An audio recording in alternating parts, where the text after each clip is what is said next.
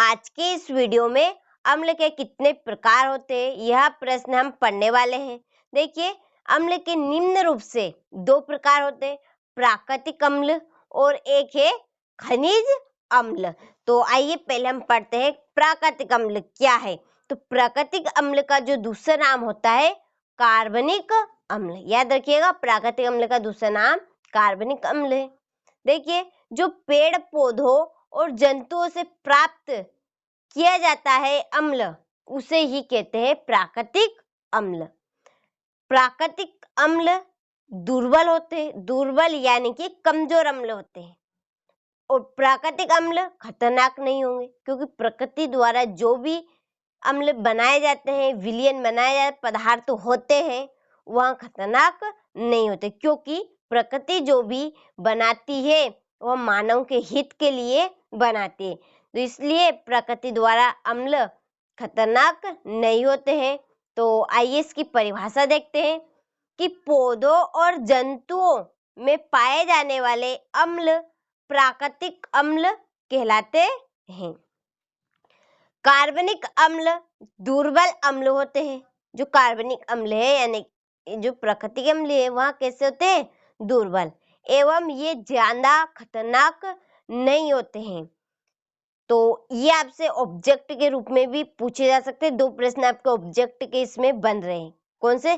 कि कार्बनिक अम्ल डेडेडेस अम्ल होते हैं, तो कैसे अम्ल होते हैं? दुर्बल अम्ल। तो देखिए, दूसरा आपका ऑब्जेक्ट बन रहा है कि प्राकृतिक अम्ल खतरनाक डेडेडेस होते हैं। तो आपको क्या लिखना है? नहीं, क्योंकि प्राकृतिक अम्ल खतरनाक नहीं होते हैं। देखिए अब हम देखेंगे खनिज अम्ल। इसका दूसरा नाम होता है मानव निर्मित अम्ल। तो खनिज अम्ल किन्हें कहते हैं? खनिज यानी कि भूमि से जो खदानें होती है उनसे जो प्राप्त अम्ल होते हैं उन्हें ही कहते हैं खनिज अम्ल।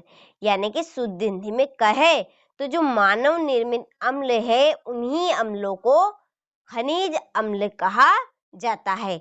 और मानव निर्मित है तो ये खतरनाक होते हैं, क्योंकि मानव अपनी आवश्यकताओं पूर्ति करने के लिए ऐसे ऐसे अम्ल बनाते हैं, उनसे खुद को भी नुकसान होता है और साथ ही साथ प्रकृति को भी नुकसान होता है।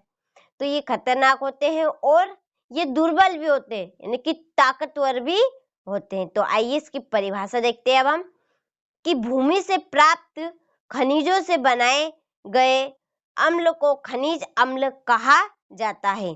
खनिज अम्ल प्रबल यानी कि ताकतवर अम्ल होते हैं तथा ये ज्यादा खतरनाक होते हैं। तो ये थी खनिज अम्ल की परिभाषा। तो आशा है कि आपको यह खनिज यानी प्राकृतिक अम्ल और खनिज अम्ल अच्छे समझ में आ गया होगा। तो आप यहाँ से बढ़िया से स्क्रीनशॉट ले लीजिए और इसी तरीके से आप लिखिएगा, तो आपका 100% नंबर नहीं कटेंगे, एक भी नंबर कटने के चांसेस नहीं होंगे। लेकिन आपको लिखना इसी तरीके से, अम्ल के प्रकार निम्न है, फिर प्राकृतिक अम्ल आपको हेडिंग डालना है, उसकी परिभाषा इसी तरीके से खनिज अम्ल या मानव निर्मित अम्ल, इसकी परिभाषा आप इस तरीके से लिखिएगा। और दोनों के नाम आप याद रखिएगा। जो प्राकृतिक अम्ल इसे कार्बनिक अम्ल भी कहते हैं और खनिज अम्ल को मानव निर्मित, क्योंकि दो ही नाम से आपसे पूछा जा सकता है।